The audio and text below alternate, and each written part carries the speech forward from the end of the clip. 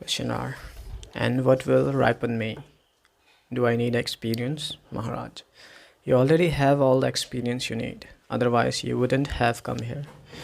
You need not gather any more. Rather, you must go beyond experience. Whatever effort you make, whatever method, sadhana you follow, will merely generate more experience, but will not take you beyond, nor will reading books to help you. They will enrich your mind, but the person you are will remain intact. If you expect any benefits from your search, material, mental, or spiritual, you have missed the point. Gives no advantage, it gives you no higher status, no power over others. All you get is truth and the freedom from the false. Questioner. Surely truth gives you the power to help others, Maharaj. This is mere imagination. However noble, in truth you do not help others, because there are no others. You divide people into noble and ignoble, and you ask the noble to help the ignoble. You separate, you evaluate, you judge and condemn. In the name of truth, you destroy it. Your very desire to formulate truth denies it, because it cannot be contained in words. Truth can be expressed only by the denial of the false in action. For this you must see the false as false and reject it. Renunciation of the false is liberating and energizing.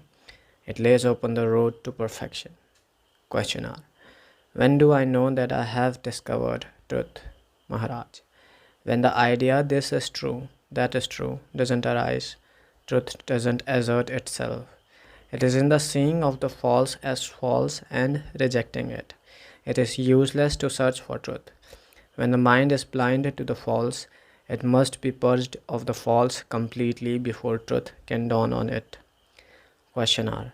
But what is false, Maharaj? Surely what has no being is false. Questioner. What do you mean by having no being? The false is there, hard as a nail. Maharaj. What contradicts itself has no being, or it has only momentary being, which comes to the same. For what has a beginning and an end has no middle. It is hollow. It has only the name and shape given to it by the mind, but it has neither substance nor essence. Questioner. If all that passes has no being, then the universe has no being either. Maharaj. Whoever denies it, of course the universal has no being. Questioner. What has? Maharaj. That which does not depend for its existence, which doesn't arise with the universe, arising nor set with the universe, setting, which doesn't need any proof but imparts reality to all it touches. It is the nature of the false that it appears real for a moment. One could say that the true becomes the father of the false. But the false is limited in time and space and is produced by circumstances. Questioner. How am I to get rid of the false and secure the real? Maharaj. To what purpose? Questioner.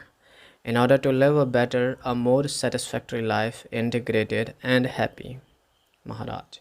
Whatever is conceived by the mind must be false, for it is bound to be relative and limited. The real is inconceivable and cannot be harnessed to a purpose. It must be wanted for its own sake. Questioner. How can I want the inconceivable? Maharaj. What else is there worth wanting?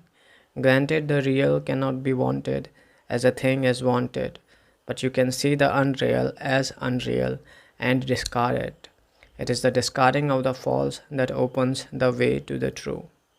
Questioner. I understand, but how does it look in actual daily life, Maharaj?